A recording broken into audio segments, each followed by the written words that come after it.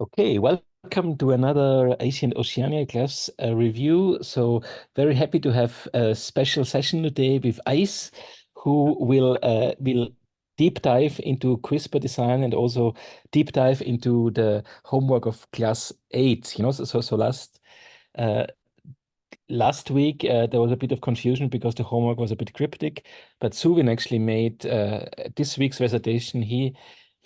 He tried to explain. He went into the paper and talked about the base editing and everything in detail.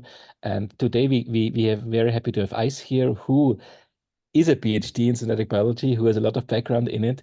And Ice will not only show us a little presentation about genome editing, but of course we also have the chance to have a more interactive session and ask any questions about not only the homework but also about anything that people are interested in. Okay, great. So okay, without further ado, over to you, Ice. I stop my sharing. Yeah, sure. Hi everyone. I think like most of you will be in the evening time, and I hope you can see my slide here. Let me try to put into full screen.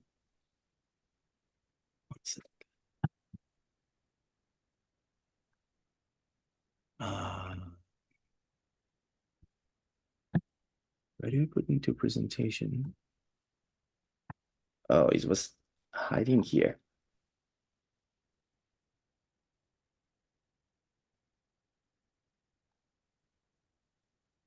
Do you guys see it? No. We still see your editing mode, but it's okay, it's Let's see. What about this? that's perfect. Yeah. Okay. Yeah. It's getting a little bit confused with two screens here. Yeah. So I'm happy to join all of you guys, and like how to grow almost anything has been fun for me in the past like almost 10 weeks now, right? And I hope you guys learn a lot. So just for the background, I have been using this slide to like teach some class before. So I'm not gonna go into every details in all these slide have, but like I will share the slide later, and like you can take a look or like click into the link that may get you into like some other details in the slide. So like if you download it, you see a lot of them being hidden because like we want to go quick on this one. But just for a little bit of background, I just graduated like last year from University of Washington, and this is where we are. These like the building here is the building I'm working in, and technically is not that different vibe from Japan because we're we in the same kind of like latitude, I believe. And we have sakura in spring as well. And we also have that Mount Rainier, like compared to Mount Fuji. So for today's slide, sorry, for today's presentation, like I actually work in CRISPR in bacteria, and like I usually try to like dissect these works into like at least two things, like because like I'm working in gene regulation, so but people know CRISPR a lot more in gene editing. That's why I wanna separate them into like either we're like when we're talking about CRISPR, are we talking about the editing, or are we talking about like using the Cas that doesn't cut anymore, but like use it for some regulation or like some controls. So first, let's just like take like maybe 5 or 10 minutes like to talk about the CRISPR gene editing, which is going to be the main focus for almost everyone here. So for the recap, a central dogma, which everyone should be is probably familiar with these already. Think about it in like some data transfer process. If you have like your computer, consider your DNA to be like something that you stored in your hard disk. If you want to give it to some other people, you can like transcribe them into like some message in the RNA form, and this could be considered like a thumb drive or something like that. And whenever you turn it into a functional stuff, they usually get these RNA usually get translated into protein, and then you can have like some functional applications. The protein that we're showing here are GFP and hemoglobin, I believe. So like these proteins are something that function in our body for real. And in terms of CRISPR, you can use CRISPR for like different type of controls. You can do edits on both like the RNA and DNA.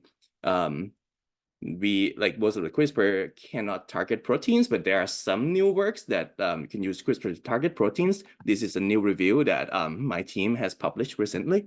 So we can, take a look and see like what is other things out there that may be beyond what the class has covered. So like what we listed here is like at least 10 things that the CRISPR system can do in bacteria at least.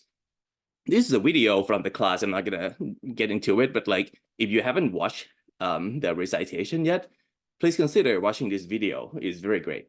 So I'm gonna skip this one and like get into like some of these slides that were prepared by IGI.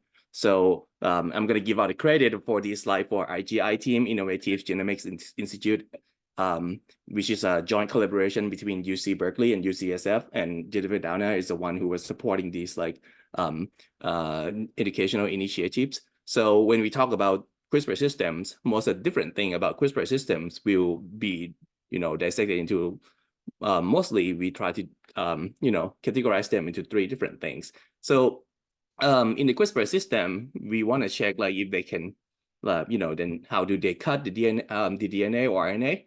How do they target the system, or what is the requirement for them to target the system? So like there are a lot of details. So for the interest of time, I'm gonna like go specific into like Cas9, so that like we care more about them. So if we talk about Cas9, we usually like consider 3 main things when we're working with Cas9 with whatever editing. Like, if you think about just cutting or do base editing or prime editing, you have heard, there are usually just 3 components. The first one is the Cas protein, which it could be, differentiated into some other things. We get into detail later. The gRNA is the important thing because like a lot of us in the research field, there are a group of people who work with protein, there are a group of people who work with RNA, and like that's how like the RNA people can shine, because like when you're trying to make new things in the CRISPR system, you have to understand a lot at the RNA level. And last thing is that like when you have like several targets in the genome and you want to figure it out, if it's going to be functioning like okay, or like what efficiency would be, you can screen on the DNA part as well. And these are the 3 things, just like the central dogma. We have like protein, we have RNA, we have DNA. So these are the 3 things we will be considering in the CRISPR system. So if you want to engineer a better CRISPR system, then you can consider doing protein engineering to make like different types of Cas protein. You can engineer the RNA so that you provide new functionality to the RNA, or you can screen the DNA targets to find like what would be the good target for you to work on. So this is an example of how CRISPR gene editing work. Let's say if we find a target DNA, Cas9 will find a target and bind at some point. And then if it binds, then it can cut the DNA. And when you just cut it, the cells will try to, turn the DNA back, or like stick the DNA back together at some point. And if it does that incorrectly, then we may have some small insertion or small deletion, and that will lead to loss of function. So that's what we usually call non-homologous end joining. But if you want to do something similar to that process by providing some template DNA for the repair, which is going to be pretty similar to the prime editing design that we're going to get into further, you can like replace that part that was cut with the new DNA. So this is going to be, something that would be a lot more useful further. But keep in mind that like now you are doing like, the system that you have another molecule in the system. So the optimization will technically be relatively more difficult. And how does it work? If you think about like breaking a gene, if you consider our gene to be something like a bicycle, you can destroy the brake and now you have the bicycle that cannot stop anymore. Or like if you consider it into like something more realistic, like if you have the gene that was encoding the color of the flower and you cut the gene out, that blue color of the flower may be gone. So we can consider that. But when you're trying to change the gene, like put more things, you can consider like the brakes used to be on the back view. We can edit it so that like the brake is on the front view instead, something like that. Or you can like try to get a different color for the for the flower and like put into the gene put into like the same place, and then we can have like a new color for that flower, something like that. So that's like, you know, an example of how CRISPR gene editing could be very useful. So it has been applied to like a lot of like applications from health science to like industry or like other systems. But like I'm trying to like, you know, provide two extreme examples that I really like. So this is like, you know, CRISPR editing is going through the clinical trial where they are doing, you know, solving these like sickle cell disease, where there are like some attempts to help people that has like diabetes. And sometimes we can do these genetic engineering to like recover this kind of symptom and like, you know, solve a lot of things with this with CRISPR system. If you're interested, you can get into this paper and like take a look further on like what is the implications on this work. The other thing I want to show here is that like, you know, CRISPR gene editing can be applied to not just human, it can be applied to bacteria, to plant, to animals. So like, you know, there are a lot of works on trying to edit plants and or like livestock so that we have like, you know, better efficiency in a lot of things. So I'm not going to go into details and just like want to, you know, point you out to like that there are a lot of works out there that would be interesting with the CRISPR system. So that like we know more. Why do we want to do all these things? So for today, I'm gonna, you know, like get into details of the expanded gene editing approach. So instead of like let the let the cells edit things on their own or like give us a template, we can think about like something that some of the editing would be more precise. So I'm gonna like, you know, walk through two things. First is the base editing, which is a you know, earlier version of prime editing, and the prime editing itself in a little bit of, you know, details. So what is base editing? Base editing is actually like, you know, a very like fantastic chemical biology approach because it is doing this chemical reaction. In my background in synthetic chemistry, I really like it a lot. You know, for you or for those who don't like chemistry, you may not notice what is the difference between these two molecules that looks like some hexagon. But the key important thing is that like if you see N right here, which is an amino group, there was an enzyme that can turn this N into an oxygen group, this O right here. So if you think about DNA, the DNA level of it, this is actually changing cytidine into uridine. And uridine is actually like, you know, a similar version to thymine. And that is actually a different, you know, code, genetic code in the DNA. So you can technically use the Cas protein to target the DNA, so that like these enzymes that can do this chemical transformation of cytidine into uridine can go to the spot and change that DNA from C into U. And after everything was fixing, then this C would turn into T after like the DNA, like after the editing was completed, after the cell has like, you know, transcribed everything and like duplicate the DNA target. The other thing can also occur, like let's say you can change from C to T, which is like pyrimidine in the DNA level. There's a group of like adenosine base as well, like A and G. So how do we change A into G? Technically, there's no like A to G transformation directly, but there are this enzyme called TADA or some other similar compounds that can turn adenosine into inosine. So like the conversion is similar. You return this amino group into oxygen, and then this inosine will be read by the biological system and will be considered as G. So every time you do like the replication, this inosine that is, I think is like abbreviated as I will turn into G, and then we can do A to G base editing as well. So, you know, even though we can do just C to T or A to G, since DNA was like, you know, double-stranded, you can sort of like reverse it. If you edit A on the other strand, then you can technically turn G into C, something like that. So that means like we can edit like these four bases systematically. But there are still like, you know, challenges with this approach, because like when you do base editing, it can edit any cytidine or C base into U, right? So the specificity is around that 20 bases, or like, you know, that specific locus that we are targeting with CRISPR system, but it's not a single base specific. That's why, you know, the Leo lab is trying to make this even better using the prime editing system. So instead of deamination, we're using the reverse transcription instead by providing the template like use the RNA as a template so that we can do specific edits that we want to do. So what is the key change? The key differences here is that like we can do not just the editing, but we can do like, you know, a small insertion or small deletion into this one as well. And we're going to get through that in for today.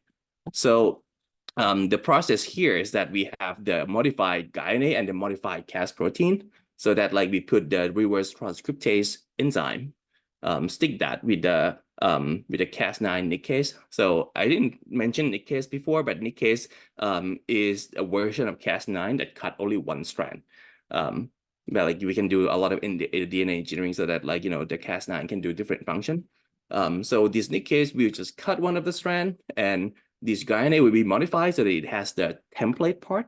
And this template part will work as a template for the DNA replication, so that like, you know, the reverse transcriptase just like, you know, add these DNA onto the spot, and then there'll be some other processes by the cell that they will turn these template DNA that was just formed by the reverse transcriptase into the actual DNA in the genome. So that's how we can make new DNA. Like I'll add a few sequence, or like, you know, delete a few specific bases. So this is like programmable, completely programmable, compared to the base editing that like you are editing a few bases at a target. So I think that's it. These are selected references. If you're trying to look, the slide is shared. Before getting into the details, I want to talk a little bit about gene regulation, just in case some of you were interested in it. So this is like my specific research. You know, it is what I've been doing through my PhD. And the idea of this gene regulation is by using this Cas protein. So if you think about Cas protein in terms of genome editing, they can edit. They can like, you know, bring things in at the DNA level, right? But what if we want to tune things? Let's say we have like, you know, some music playing in the bacterial cells, and we want, you know, the rock music to like play louder. Can we do that? Actually, we can do that by controlling the transcription system. So like the simplest way to do it is to like just block the transcription by turning the Cas protein into what we call dead Cas protein, or the activated Cas protein.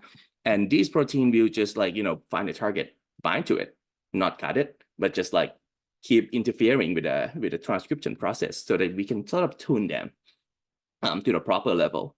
The other thing that we are trying to do in our lab is trying to do the activation part. Because like if we can only like tune them down, if we're trying to work on some genes that were weakly expressed, it might be harder to try to activate and like, you know, make that gene more prominent in the system. So these are what we have in our pipeline. We can do both repression and activation. That's why we think we can tune things up and down in the bacteria. So this is like some data from the original CRISPR-I paper from Salishi's lab.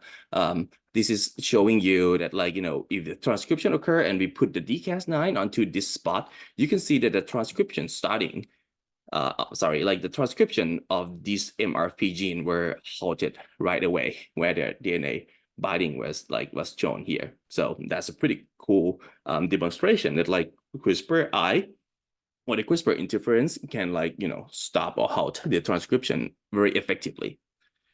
So what about CRISPR-A? There are different modes of CRISPR-A. So similar to like how the base editing or the prime editing was done, you can sort of like put the effector onto the Cas9 directly, or put into the gRNA itself.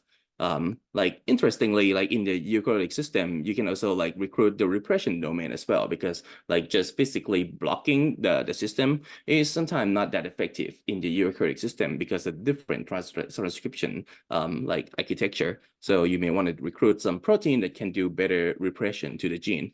So what is the difference here? In our, you know, perception, we believe that like doing engineering at the RNA level is much more programmable, because you can keep using the same dCas protein to do either CRISPR-I or CRISPR-A. And that's why like our lab was focusing a lot on like trying to develop these gRNA that can recruit activator or recruit different things to do like, you know, whatever function we're programming in. So in bacteria, there was one big challenge, which is like there's not a lot of like, you know, activators that were studied in the bacterial system. So how do we solve that? Our lab at University of Washington before I joined, screen through activators that has been reported in the bacteria. So we found that like if you're trying to recruit with the modified gRNA system like this, it's a system that has been shown in yeast before. So like we know already at the RNA level if whether it's gonna work. We screened through a lot of activators and we found that like this is the success molecule, which is a regulator of E. coli for like redox strains control. They can activate this gene expression, activate this target gene by like significantly. And after some optimization, we can like do much better. So just to show you guys that like, if you engineer the gRNAs to be like, this CRISPR-I specific gRNA, and this one is a CRISPR-A specific gRNA, and recruit them at a specific locations as we program, we can do this kind of like, in synthetic biology, we may call it like a NOT gate or something like that. Like we can invert like the transcription of these two genes. For example, like if we have like the low expression of GFP, you can turn from thing that was white into green. And for the CRISPR-I, we can turn something that was red to white. So like this is sort of like, similar to the traffic light. The light is changing from red color to the green color, and then so on and so on. If you change this fluorescent protein into something else, then you can change the function accordingly. So let's try to design some gRNA. Before getting to the tutorial, I'm gonna like, walk you through first that like what we are trying to work here. We're gonna work on 3 different things. We are not trying to work too much on the protein side, but we will design this new gRNA part and like, like at the same time, find the target site that we want to work with. So in this case, we will focus more on the gRNA design. I put some, gene or plasmid name around here that was from my works that I understand them a lot better. They all come from the same publication. So we'll get into how to design some new gRNAs that can regulate the gene expression. And after that, we can like adapt that kind of design strategy to the prime editing. The reason I'm trying to, do this like repression or activation first is because it's a lot simpler because the RNA has only one part. Without going to specific details, let's take a look further into like how transcription in bacteria actually work. Because I'm going to show this like in 1 or 2 minutes. In transcription system, even though you are trying just to make an RNA, you still need like some important parts in here. So you need a promoter and a terminator to make sure what kind of RNA you're going to make.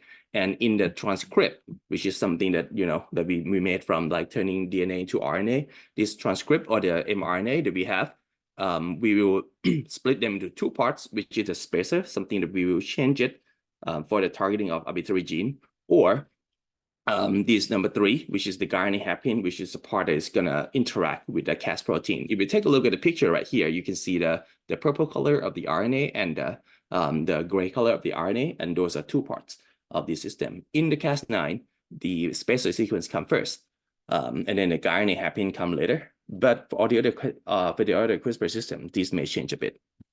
And we also try to design a new oligo like in this process. So I will show you how do we like design a new oligonucleotide that at the end of the day, it may cost you like $10 to $20 to make a new gRNA system.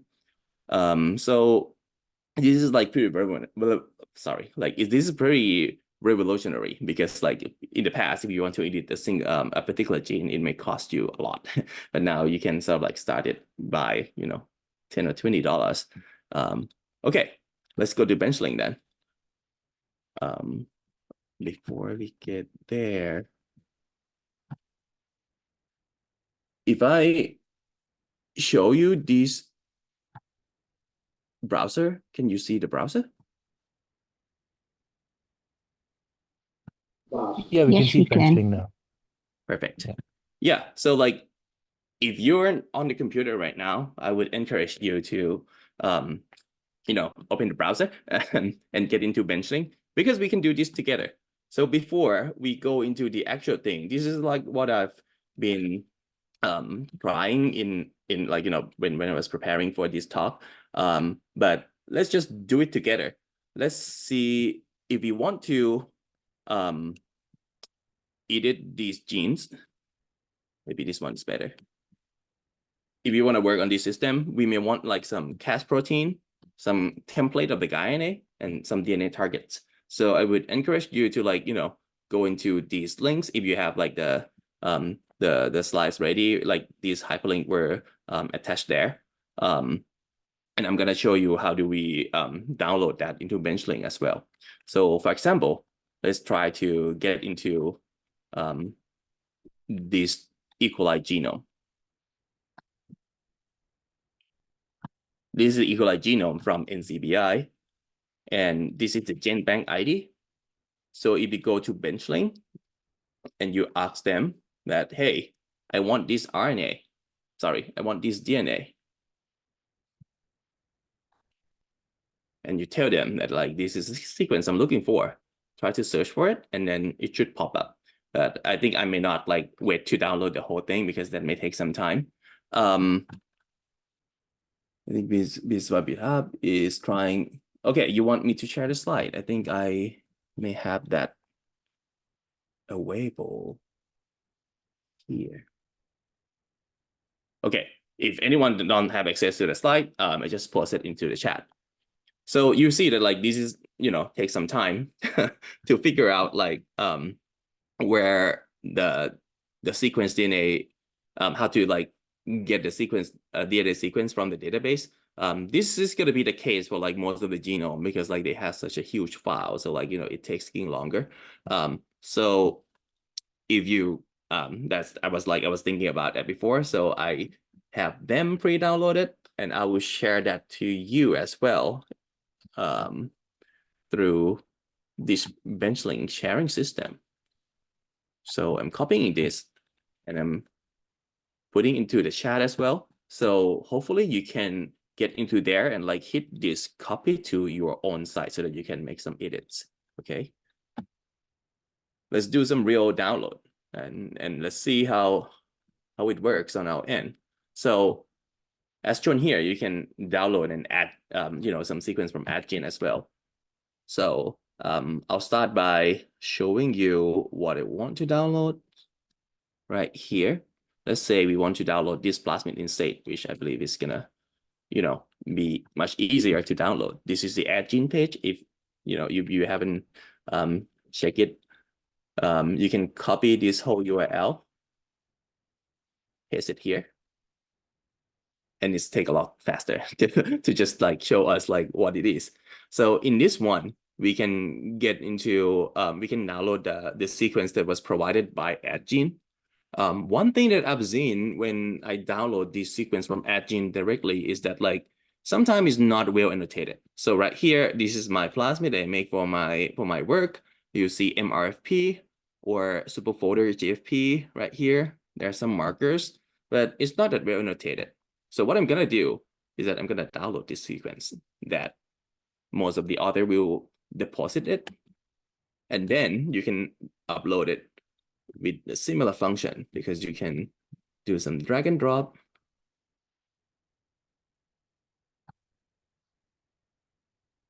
Okay. I think that's it.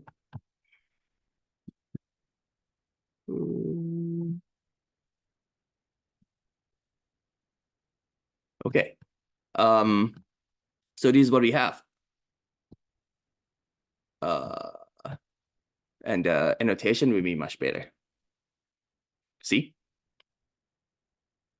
We have the full sequence target and things like that we are trying to like provide in our system. So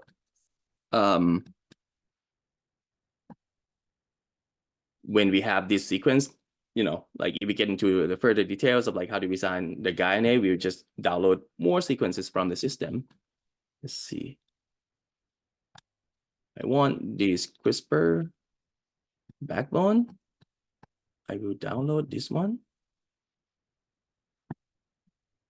I also want this gRNA template. I will download this one. And I also want this template. Okay. Everything is downloaded. Let's try to upload all of them here.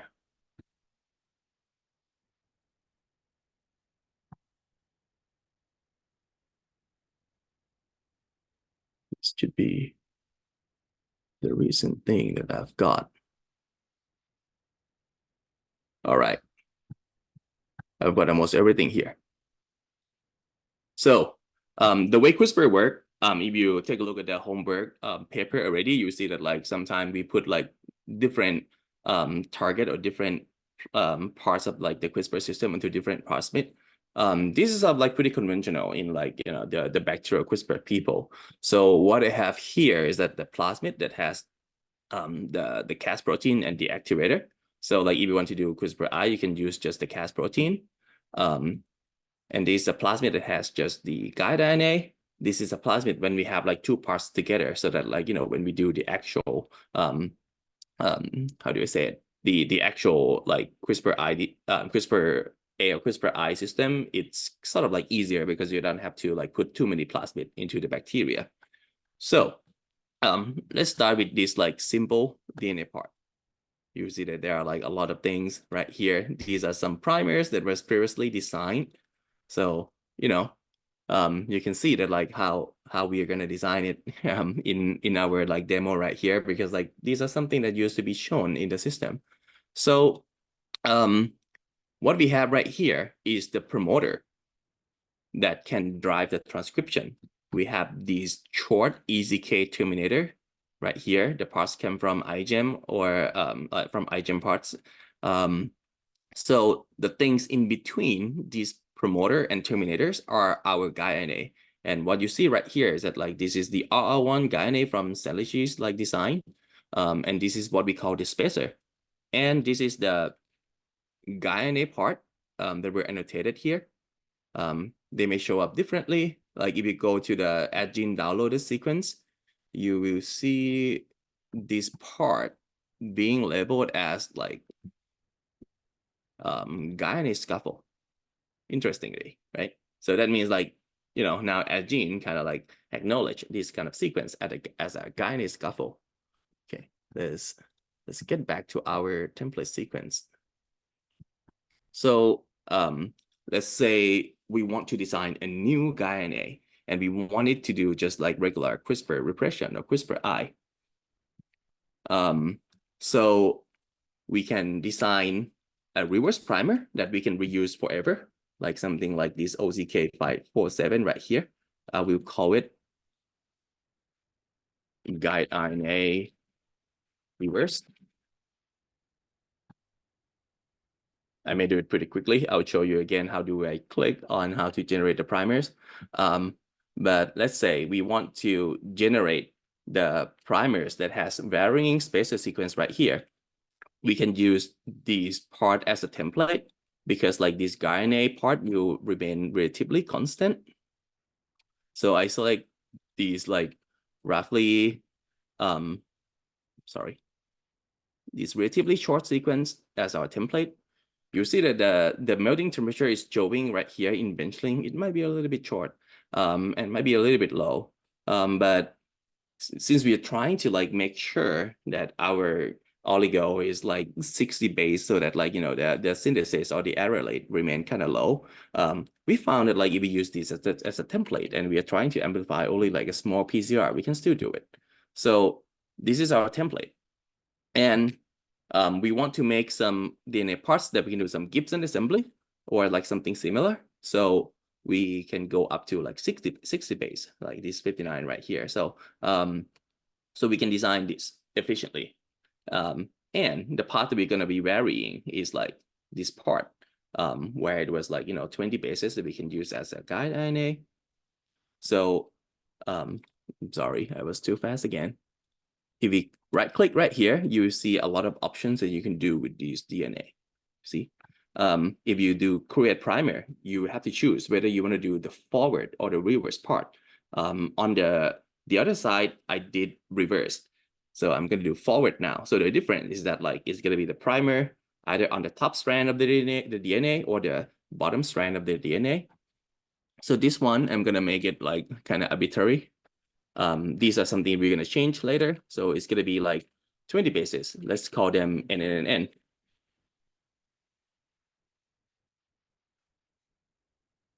So that's the 20 bases that we're going to be designing for now. I'll call it guide RNA. Oops. Guide RNA forward. And now we have these two gRNA part. So if you order this new primer and you have these, older reverse primer existing already, you can do PCR with these two primers. Let's do it in silico here in Benchling. What we can do is that we can select this forward primer, select this reverse primer, and go into this primer tab right here. In this primer tab, it will show you what primers you have on this plasmid. And it also give you an option to pair two primers together. It will show you, the TM differences on this one. Usually it is not perfect, but most of the time you're trying to PCR something very small. These like differences in TM is not a big problem. So if I link these two primers and create PCR product, let's just go with the default. Then I will get this new guide RNA part generated. I'll name it gRNA PCR. So this is the gRNA sequences that we are going to have, and we do like Gibson or Golding or whatever cloning later. So we have the insert now. Technically, when we work in the CRISPR system, we usually synthetic biologists usually put some cut site in some cut site in there, so it's a lot easier for us to work down later. So if you get into these R1 PCK411 part right here, we actually have these two enzymes cut site. So you can also do it in Benchling. Let's do SPE1 and VSPT1 digestion right here. So Benchling will tell you where it's going to cut, what kind of size of the DNA you have. If you have run the agarose gel before, this is the virtual gel that Benchling can show you. And with this, I'm going to keep the big fragment. I'll copy it for now. Make it into the DNA sequence. I'll call it PCK411. It was digested by SPE1 and the SPT1. It's a linear DNA. And you can Control-C and Control-V, copy paste it. And this is the backbone. So if you combine this digest and this gRNA together in the Gibson assembly, then you get a new plasmid. And this, activity basis DNA is something that you can change. So let's see one question right here. Michael asks, why do bacterial CRISPR people usually do two plasmids? So a very easy answer would be if you have two plasmid, you can clone as many gRNA plasmid as you want, and then when you do the actual transformation, you can just pick the plasmid from your pick the gRNA plasmid from your library and just co-transform them together. That's the ability of the bacteria that can take multiple plasmid at the same time. So if you think about making a catalog, if you make a plasmid that has two parts already, then it will keep doing the this thing that you want to do. But if you separate them into two parts, you can sort of combine that at the later layer. Yep. So let's try to do a quick design on the CRISPR-I of SFGP18. So if we go into this PCK760, let's take this one. It looks prettier because I made it. If you're trying to find a target for CRISPR-I, let's say, the easiest thing to design is that we want the 20 base to target, right? But for the Cas9 and most of the Cas protein, there was one restriction, which we call it PAM, protospacer adjacent motif. And for our Cas9, it was NGG, which is something that we need to we need this NGG to be around so that the Cas protein can interact with it directly. Without the PAM, CRISPR cannot target. And this is a very important reason why PAM has to be there, because without the PAM, then the gRNA that we have on the other plasmid can actually do the targeting to itself. So it will keep cutting itself all the time. But since our gRNA spacer doesn't have PAM, so it's not going to be targeted. So right here in the CRISPR-I design, we usually have how do we say it? We usually have some biases towards where do we target, and it was found that if you have the spacer sequence that resembling the bottom strand here, the template strand, where your gRNA is gonna be like resembling the gRNA is gonna be resembling like this one on the non-template, something like that. So like things are a little bit like, confusing if we talk about template or non-template. So I would just like go with the bottom strand. So if your spacer is identical to the bottom strand, then it's going to be more functional for the Cas9. So I'm going to copy these like 20 bases right here. I mean, it's actually something that I've been using before. So I'm pretty confident this one's going to work. And you see that there was like an NGG, which is actually GGG right here. And I'm going to copy these 20 bases. I'm going to copy on the reverse complement part because we want this thing to go, this way on the bottom part. And then we can come back to our gRNA part in our design. And like, let's just design the primer again. When you design the primer in Benchling, you can actually edit this, change this N and N into your new sequence. So I'm going to call it SFGFP, CRISPR I, forward. Now you have your new primers. And if your new primers, you do the PCR with these new primers again, then you can have this new DNA where your spacer sequence turn into, I'm going to change its name to SFGP, CRISPR I. Now we have it.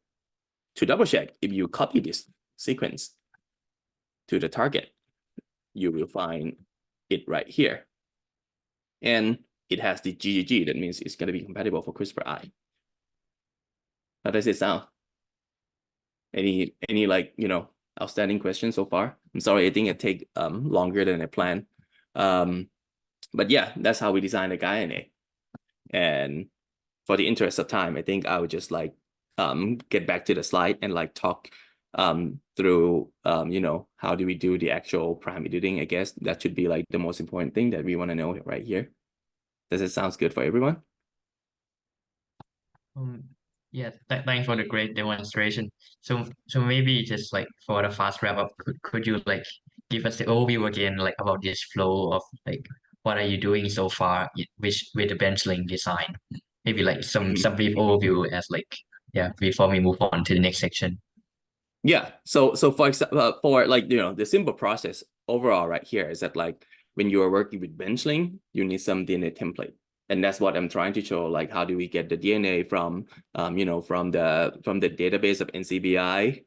Oh, my internet is going bad. Like from the NCBI or from AdGene, and you can just like post onto it, or you can download the sequence that was like supplied by the people who make these plasmid. And when you get here, like the simplest thing of CRISPR is to design a new oligonucleotide so that you make the new make a new gRNA sequence. So what was just shown in the past, like 15 minutes was like we are trying to make a new gRNA that can target a new gene. And let's say you have like this new target DNA and you're trying to like target some arbitrary gene, let's call it MC. I think I put that into the slide as well. If I'm trying to target this gene and like knock this gene down so that like it doesn't express this beta lactamase, that might be bad for us because it's antibiotic resistance. If you search for NGG, then they will show you what sequence might be compatible for you to do, the actual edit.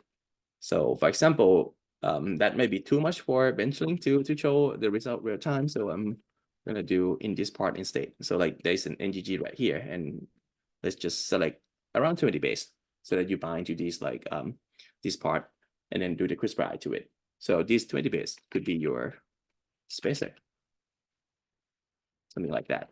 So it's just like, repeat the process again without making the actual primer. But sometimes these 20 bases identification is already enough for you to like move forward. It's a question like, is Benchling it's a base application to design gRNA?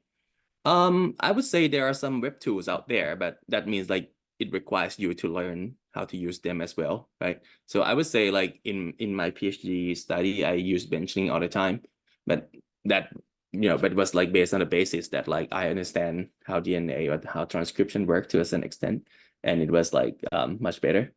We can sort of like compare this to maybe like Microsoft PowerPoint or Google Slide. Like some people were like not that compatible with Microsoft PowerPoint because they have to relearn some new things, like some short keys, something like that. So I would compare that to like, Benchling is okay if you know it already. And if you want to do some specific gRNA design, there are some web tools out there. Does that make sense, Austin? Yeah. Is it clear to you? So in this case, your goal is to like make the gRNA of Cas9 to maybe cut like the ampicillin resistance gene, right? So, but you also mentioned Cut or earlier that repress, yeah. you have been doing some projects around like maybe CRISPR-I. So kind of wondering that in that case, you have to target the Cas9 to be around the promoter, right? Rather than Yes. like the coding sequence. You for CRISPR-I, you can target at the coding sequence, but if you do Oh, activation, you should target the promoter, right? Because like it's oh, a transcription process. So I can go back to my slide and just go through it briefly. That like let's say we have everything we have, and we have these two genes.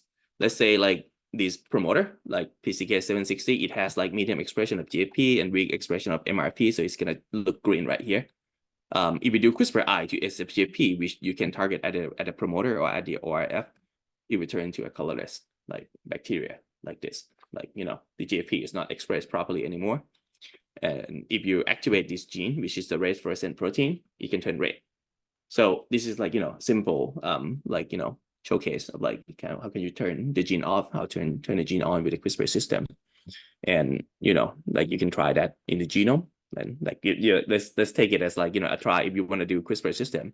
But I would encourage you to work more on this prime editing, and there were more parts in there that we can discuss if we have time. But like I'll leave the room for the question because that may be more appropriate. Yeah, and you can see here that they use like 3 plasmids. Technically, there are 2 plasmids for CRISPR part, and this third plasmid here is actually for the target gene, like so that like they don't have to put genes into the genome and they can easily like target this plasmid.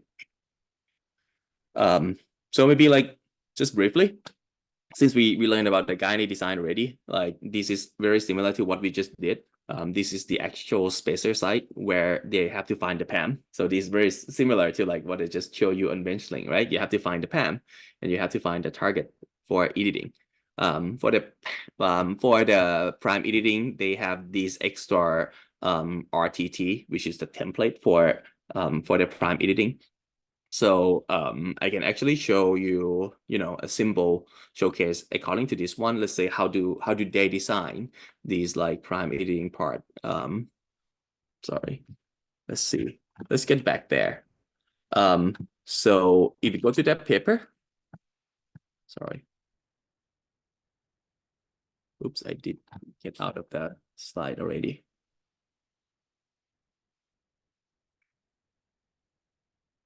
If you go to that paper here, you will see the plasmid that you may want to edit, which is like PPEG guide RNA. You can copy this sequence, do the same thing that we have done. Import it. Get this sequence.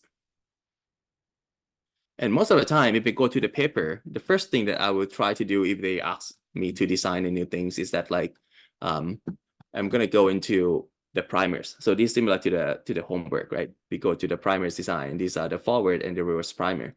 So I'm going to copy this and see where does it bind exactly. So you can do this kind of like Control F, Control C, Control F search. So these are the full primer link, and they actually like like use the different cases for the primer binding site and like other sites. So if I delete everything, starting from these like uppercase is actually where this primer bind. So and I'm gonna like paste it again. So I will call this forward. And also do the same thing. Sorry, it should be this one. This is the reverse guide RNA. I think I may have missed the last G and I added manually. Okay. This is our reverse guide RNA. And you can see that like it just binds to the guide scaffold and then like they will have some complementary sequence. So if I do a simple let's say PCR from this one, I'll do it very quick because like we're getting short on time now. So like this part that were lowercase after these big uppercase parts is actually resembling this digested part right here. So when you do Gibson, that primary design is going to be, you know, the part that you use for the overhang for your Gibson assembly. And this is the spacer part. And if I remember correctly, this part for the spacer, sorry, is actually targeting the GFP, right? So if I go back to my my GFP target right here, it actually has the target right here. So, you know, these like PEG PE gRNA is actually targeting the GFP. And like, if you wonder, like, you know, how does the other end work? This is the overhang sequence to bind the other part of this PEG gRNA. So that's like, they don't have like the RTT or the spacer sequence in this template plasmid that they provide you. You have to add it on your own. But this is an example of like, you know, this is the actual PEG gRNA. So how does that really work? If I copy the sequence, this is the edited part already. It's a new template, so it may not bind perfectly to the SFGP. But if I do this, let me keep deleting one base at a time until it perfectly binds with the GFP, then it will bind at some point, right? So I'm gonna call this, let's label it maybe 5'N, because we trim, sorry, 3'N, because we trim from the left hand side. So it's on the reverse. I'm gonna call this 3'N. And if I do this again, but I keep deleting one base from the right hand side, which is from the 3'N, then this may be our 5'N. Oops, found it. So this is our 5'N of that RTT, right?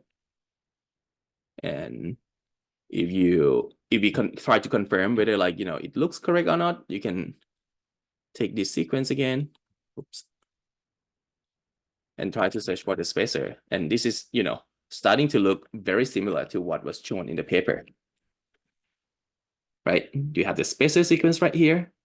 This is the PAM, and these are the RTT sequence that we were asked to design. And this full RTT sequence is not identical to this one because they put the TAA into this part. That's why it doesn't bind, like, you know, specifically. And if you go to the prime editing part, then that will be something very close to like what we have. So I'll stop now. And maybe have, like, you know, a few more minutes that we can talk around these. And I'll stop sharing the screen. I hope everyone have seen that so far. Okay. Sorry for going too fast. I think I need to, yeah, I think I need to rewatch it in half speed and and try to redo what you did. Okay, but great. Yeah, it was really amazing to see you do it. Are there any questions? I think there are many questions, but are there any urgent ones?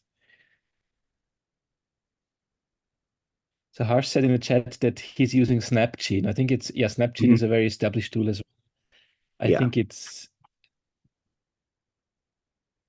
very expensive, actually, no? Yeah, it's pretty expensive. There was a free version called SnapGene Viewer that let you view it, and you can do this kind of searching. Yeah. But like, if you want to like do simple edit like we did in Benchling, like, you know, hit delete, get rid of a few bases, that's you know, more expensive. Sorry, that's like, you know, harder to keep track. Yeah. I use sometimes SnapGene and I just edit a text file and then just open the edited files in SnapGene, you know, so Yeah. at SnapGene Viewer, so to get around this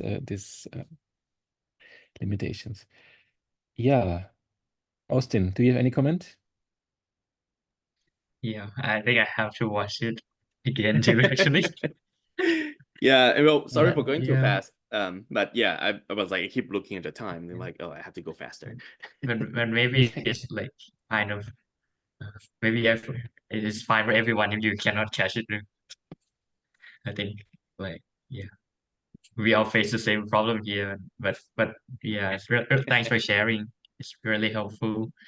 Yeah. Like in the last session, me and Georg tried to figure out, but we haven't like do it all the way. But yeah, thanks for showing it finally how to do it.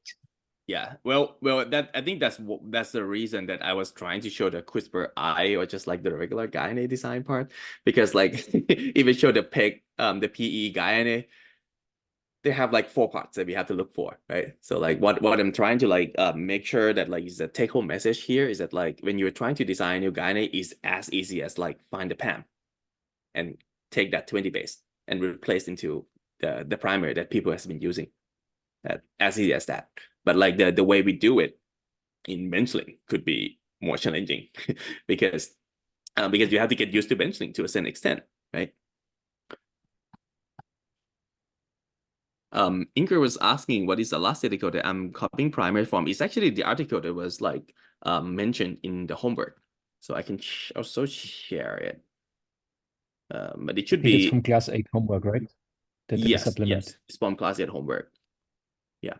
Mm. So if you go to the supplementary table that was listed in the homework, you should find the same thing that I just copied from. I'm actually wondering, do people or when you publish when you publish a paper, people don't share Benchling notebooks or things like that, right? So you just share the raw data.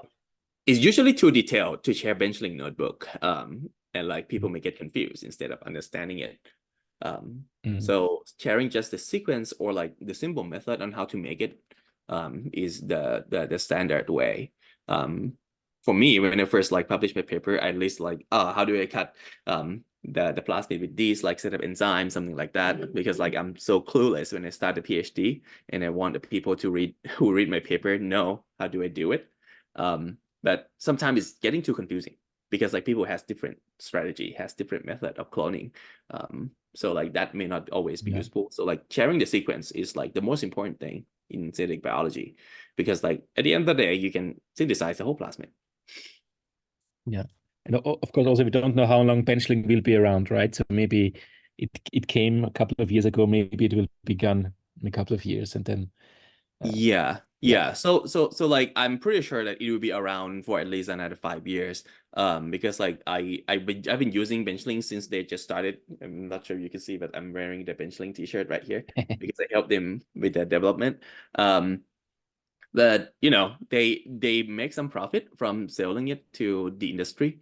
So I think like they will remain to help us academic people like to use for free for a while. Well, I see one question from Ms. Wab. So we are designing the primers for gRNA. That is very correct. Yeah. So and for the prime editing, you are designing not just the spacer sequence, but you're also designing the RTT, the template sequence. So instead of what I show where I show just like where the spacer bind, which is the target DNA, you also want to design what is the editing you want to put into the prime editing sequences. But wait a second, the primers for the guide RNA. So the guide RNA is like 20 nucleotides. Yeah. And the primers, so we design the guide RNA, right? We don't design a pair of primers for the guide RNA. We just have the guide RNA. Yeah, but like when we order it like to use, we need it to bind to the template, right? So the actual gRNA we have, the actual primers we have 3 parts. They have the part that bind to the gRNA template, because we don't want to synthesize a whole like maybe 100 bases or whatsoever. So we design it with like around 20 base that bind to the like template, gRNA template, some around 20 base as a spacer, and another 20 base that bind to the other part of the plasmid so that they can fuse with the Gibson assembly. And the similar ideas apply to the other part. Yeah. But we order one piece of DNA, not 2 primers. So we need 2 primers to do PCR, right? So it depends on whether you are gonna do like twist DNA synthesis or design the oligos, like the oligonucleotide as a primer, which is only single-stranded DNA, and do the PCR. So the cost is pretty different, because if you do gene synthesis for like maybe 500 base, it will cost around $35 plus some shipping. But if you do oligosynthesis, it could be as cheap as like $10. So if you're doing 20 gRNA designs, that reduce the cost at least 3-fold, right? But it may not reduce the total cost if you have to like buy the PCR like consumables. Does that make sense here? Just wonder. I mean, Okay. I'm Okay, happy yeah. to like, you know, answer more question if you you can email me, or like you can tag me in Slack or in WhatsApp, if that makes sense. Mhm. Yeah, no, yes, I agree. So I think maybe the best thing is to have any questions openly on Slack. You know, I think I'm a big fan of having this discussion in the open, because then more people benefit from it. Yeah, Yeah. of course. Yeah, I will also update the slide. I mean, like the slide I have is missing the prime editing part, so I'll upload into the same link, and you know. that should Okay, work. great. I'll put it on the website as well. Yep. Okay. Any more questions for now?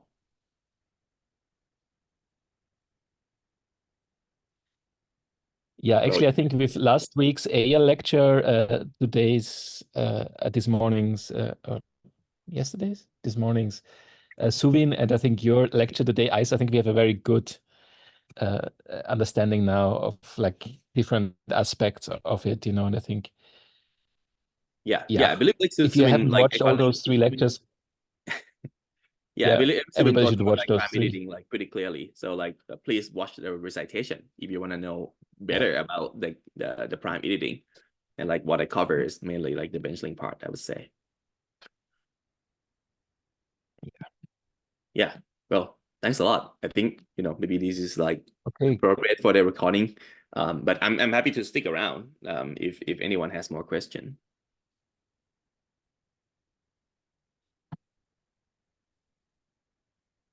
Sounds good. Yeah, okay. So if there are no more questions, are there any? Michael, you look like you want to say something.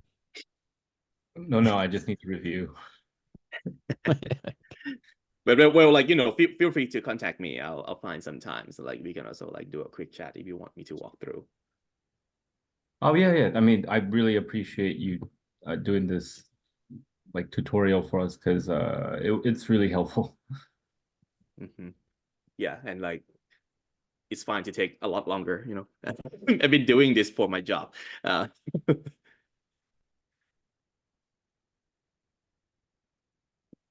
Okay, well, happy to be here.